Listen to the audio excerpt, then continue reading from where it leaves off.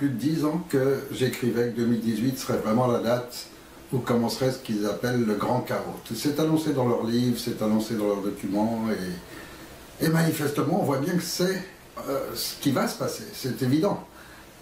Et maintenant, on est vraiment tout près.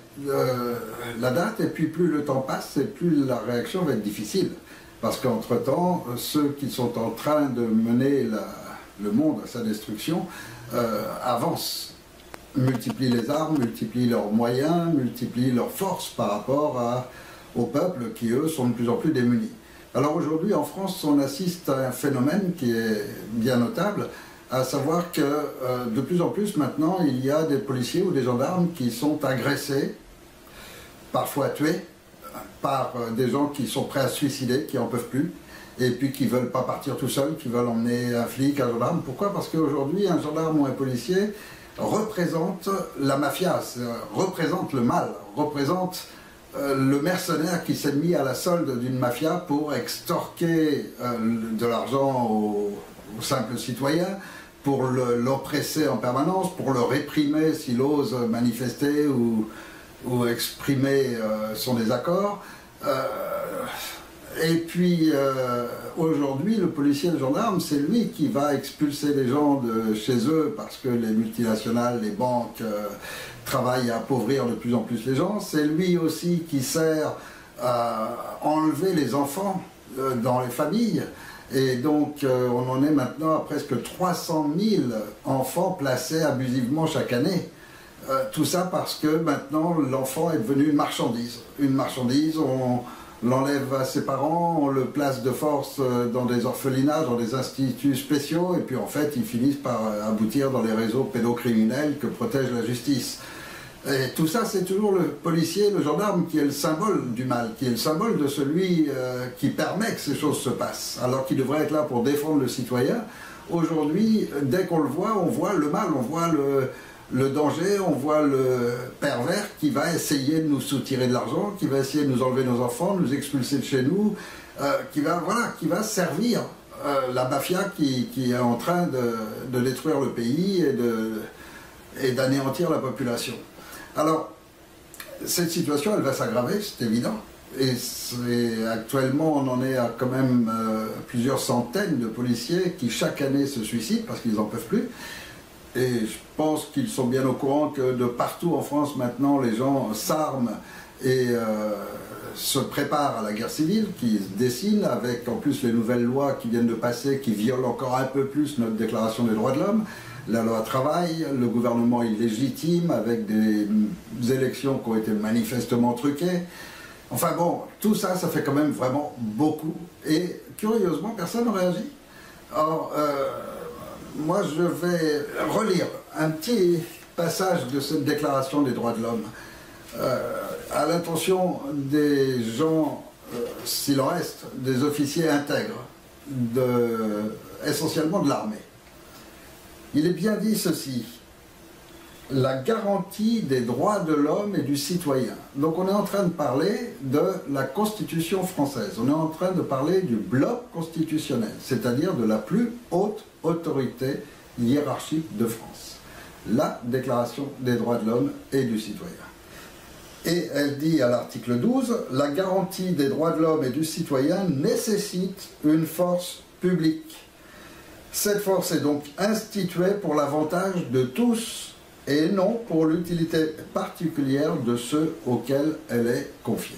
Bon, alors en clair, cette force, elle est au service de la nation, c'est-à-dire au service du peuple de France. Ce peuple de France est représenté soit par des gens qui sont légitimes, un gouvernement qui est légitime, c'est-à-dire un gouvernement qui reste dans la loi et dans les règles de la Déclaration des droits de l'homme, soit une seule autre possibilité, si un gouvernement illégitime, une dictature, un occupant étranger impose sa dictature sur la France, alors à ce moment-là, le peuple a, à l'époque de De Gaulle, un Conseil national de résistance, à l'époque actuelle, reconnu en droit international, un Conseil national de transition, qui représente le peuple face à la dictature qui s'est imposée en France. quelle est la situation actuelle? Actuellement, il est démontré, et archi démontré, depuis Sarkozy, que tout notre système a été complètement violé, que cette déclaration des droits de l'homme et du citoyen n'existe plus pour eux, qu'ils peuvent passer outre les lois et faire ce qu'ils veulent comme ils veulent. C'est une dictature, un véritable totalitarisme qui est en train de s'installer en France, un petit peu masqué, avec des élections bidons tous les 5 ans, on dit aux gens allez mettre votre petit bout de papier dans l'urne pour dire que vous avez agi, mais de toute façon c'est celui qui compte les votes qui importe, c'est pas ceux qui viennent mettre leur papier dans l'urne. Et on l'a vu encore tout récemment avec toutes ces élections truquées. Alors, on n'a pas de gouvernement illégitime, donc la seule autorité qui soit légitime en France, c'est le Conseil national de transition, puisque c'est la seule autorité qui représente le peuple selon la loi, selon les règles de la Déclaration des droits de l'homme et du citoyen. Alors, pour ces raisons, quand Sarkozy est passé au pouvoir, il a voulu immédiatement empêcher l'armée de pouvoir réagir et mettre un frein aux manipulations qu'il a fait, comme vendre notre or, comme trafiquer le référendum, comme... bon, il y en a tellement, et puis commencer à lancer les privatisations qui sont interdites par la Constitution, je le rappelle. Or, non seulement il a lancé ça, mais les autres gouvernements qui ont suivi s'en donnent à cœur joie, puisque les Français n'ont pas réagi quand Sarkozy a commencé à vendre nos biens. Les autres derrière, ils vendent à tout va pour une bouchée de pain, nos grandes entreprises, nos terres, nos bâtiments, nos industries, nos monuments même, absolument tout. Voilà, ils ne se gênent pas, ils vendent tout ce qui... Et on se retrouve avec maintenant une France qui appartient aux multinationales et aux banques. Alors, dans son travail, Sarkozy a fait quelque chose d'assez particulier, c'est d'envoyer l'armée française sous les ordres des Américains, en la mettant sous les ordres de l'OTAN, et de retirer à l'armée française la gendarmerie, qu'il a pris pour son compte. Donc, moralité, aujourd'hui, l'armée française, c'est plus rien. Il reste quelques généraux, quelques officiers qui, la plupart, ont été remplacés par les complices des politiciens, c'est-à-dire par des gens de la franc-maçonnerie, et non pas par des officiers militaires intègres. Alors, j'appelle ceux qui restent, s'il en reste, ces officiers intègres. Aujourd'hui, votre devoir, c'est de protéger la nation française. Et là, il est clair qu'elle va être détruite dans très peu de temps. Donc, moi, je vous appelle et au nom du Conseil national de transition, donc au nom de la Déclaration des droits de l'homme et du citoyen, je demande à ce que certaines règles anciennes soient abolies pour faire face à une situation exceptionnelle. Par exemple, le devoir de réserve. C'est fini. Il faut oublier ce devoir de réserve. Aujourd'hui, il n'existe plus. Par ce devoir de réserve, les politiciens, à travers vos supérieurs, vous obligent à ne pas enquêter sur les réseaux pédocriminels. Vous obligent à cacher et à taire le nom des principaux criminels de France qui profitent de ces réseaux, qui font des manipulations économiques, qui volent littéralement notre pays et les Français. Et à chaque fois, vous devez fermer vos enquêtes. Vous n'avez pas le droit de l'ouvrir et c'est par le devoir de réserve que vous êtes tenu au silence. Et il y a beaucoup de choses à dénoncer et vous le savez pertinemment. Alors, au nom du peuple français, on vous libère complètement de ce droit de réserve. Par ailleurs, normalement, l'armée française ne peut pas intervenir sur le territoire. Et bien là, pour sauver la France, il faut des mesures exceptionnelles. Il faut que l'armée française intervienne sur le territoire de France.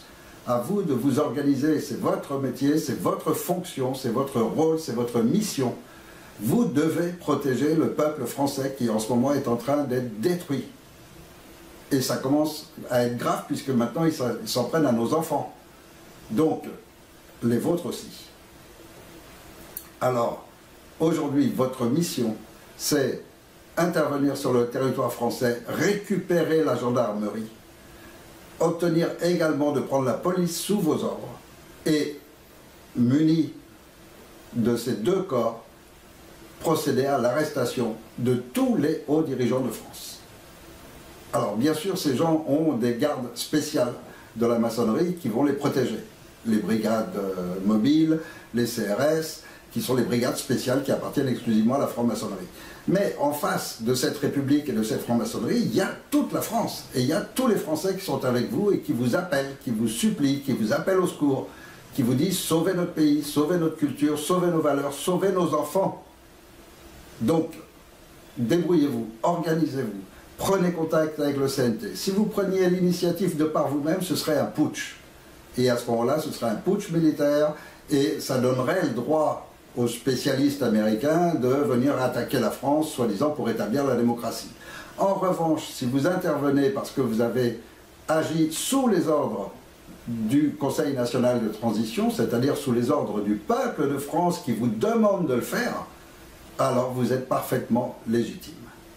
Et vous mettez en place la transition, c'est-à-dire un conseil de citoyens qui va maintenir le pays en attendant qu'un nouveau système de gouvernance s'établisse.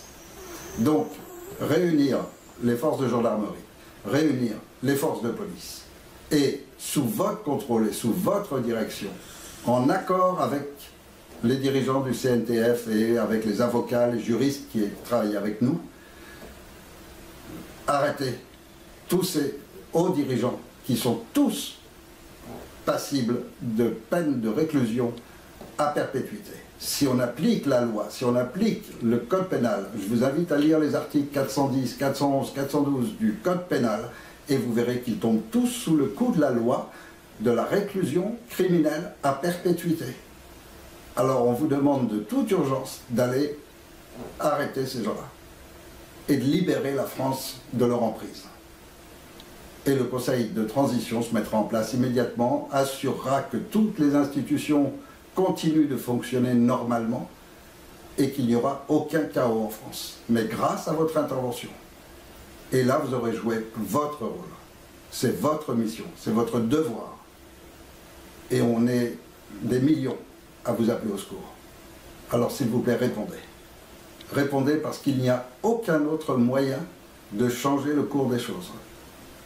C'est pas avec la République qui leur appartient et où c'est tous les mêmes et ils sont tous à travailler en faisant semblant de s'opposer les uns les autres, mais ils sont tous dans le même bain pour maintenir cette République avec leurs privilèges spéciaux. Et vous le savez très bien, c'est pas les manifestations des citoyens, et il y en a sans arrêt et ça ne change rien et ça n'aboutit à rien, c'est pas les pétitions, il n'y a rien d'autre que la force.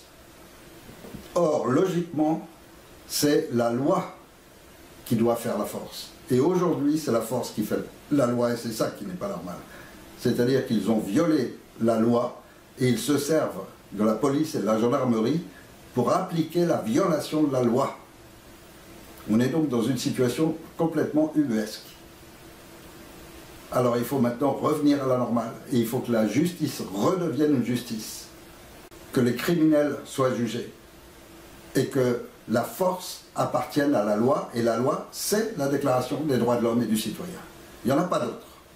Et toutes les modifications faites sur la Constitution depuis le traité de Maastricht sont toutes illégales. Et tous les magistrats vous le confirmeront, et ceux du CNT vous rencontreront et vous donneront toutes les confirmations, toutes les preuves, toutes les informations si nécessaire. Mais enfin, comme n'importe quel Français, tout le monde sait lire, il suffit de reprendre la Déclaration des droits de l'homme article par article, et tout le monde peut voir très clairement que les politiciens violent tous ces droits, allègrement. Et après, on prend le code pénal et on voit quelle peine il mérite. C'est pas compliqué, c'est facile, et tout le monde peut le faire. Et tout le monde peut constater que tous nos dirigeants actuels sont illégitimes.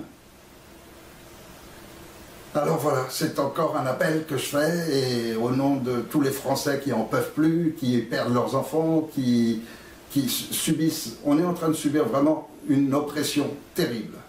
Et il faut absolument que vous nous en libériez. C'est votre mission, c'est votre devoir, accomplissez-le.